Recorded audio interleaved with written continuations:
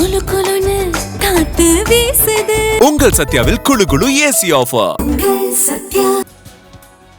வணக்கம். Clean politics என சொல்லி ஆட்சிக்கு வந்தவங்க டர்ட்டி பாலிடிக்ஸ் பண்ணிக்கிட்டு இருக்காங்க என்று முன்னாள் முதலமைச்சர் மு.க. ஸ்டாலின் தற்பொழுது கேள்வி எழுப்பியிருக்கிறார்.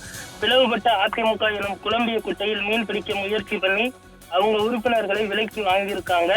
உங்களோட ஸ்டார்டிங்கே இப்படி இருந்தா பினிஷிங் எப்படி இருக்கும்? இது தூய சக்தி இல்ல, அடுத்த கட்சி எம்எல்ஏக்களை தூக்குற சக்தியா என்றும் தற்பொழுது முன்னாள் முதலமைச்சர் மு.க. ஸ்டாலின் அவர்கள் தற்பொழுது முதல்வர் விஜயை நோக்கி கேள்வி எழுப்பியிருப்பது குறிப்பிடத்தக்கது. தமிழக வெற்றி கழகம் ஆட்சி அமையவோ தொடரவோ திராவிட முன்னேற்ற கழகம் தடையாக இருக்காது என்ற எனது நிலைப்பாட்டிற்கு திமுக உறுப்பினர்களை நம்பிக்கை வாக்கெடுப்பை புறக்கணித்து வெளிநடப்பு செய்திருக்கிறார்கள். அதே போன்று சட்டமன்றத்தில் இருக்கும் எங்களது தோழமை இயக்க உறுப்பினர்களான சகோதரி திருமதி பிரேமலதா விஜயகாந்த், பேராசிரியர் ஜவாஹருல்லா, சகோதரர் தமிமுன் அன்சாரி, சகோதரர் நித்யானந்தம் ஆகிய உறுப்பினர்களும் வெளிநடப்பு செய்துள்ளனர். அவர்களுக்கு எனது நன்றியை தெரிவித்துக் கொள்கிறேன். அதே போல இந்திய கம்யூனிஸ்ட், மார்க்சிஸ்ட் கம்யூனிஸ்ட், இந்திய யூனியன் முஸ்லீம் லீக், விடுதலை சிறுத்தைகள் கட்சி ஆகிய தோழமை கட்சிகள் தமிழ்நாட்டில் குடியரசுத் தலைவர் ஆட்சி வந்துவிடக்கூடாது என்ற எண்ணத்தின் அடிப்படையில் நம்பிக்கை வாக்கெடுப்பில் அரசுக்கு ஆதரவாக வாக்களித்துள்ளனர்.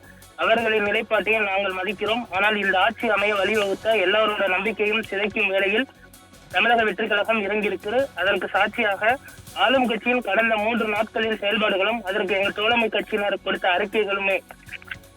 ஆட்சி நிலைக்க தேவையான எண்ணிக்கை எங்கள் தோழமை கட்சி இயக்க நிலைப்பாட்டால் இருந்தாலும் இன்றைய ஆளும் கட்சி என்ன செய்திருக்கிறது?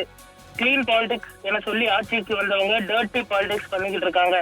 பிளவுபட்ட அதிமுக எனும் குழம்பிய குட்டையில் மீன் பிடிக்க முயற்சி பண்ணி அவங்க உறுப்பினர்களை விலைக்கு வாங்கியிருக்காங்க. உங்களோட ஸ்டார்டிங்கே இப்படி இருந்தா பினிஷிங் எப்படி இருக்கும்? இது தூய சக்தியா இல்ல அடுத்த கட்சி எம்எல்ஏக்களை தூக்குற சக்தியா என தமிழக வெற்றி கழகத்திற்கு வாக்களித்த மக்களை வருந்தி பேசும் நிலை உருவாகிடுச்சு. மாண்புமிகு முதல்வர் அவர்களே, உங்கள் செயல்பாடுகளை மக்கள் தொடர்ந்து பாக்குறாங்க.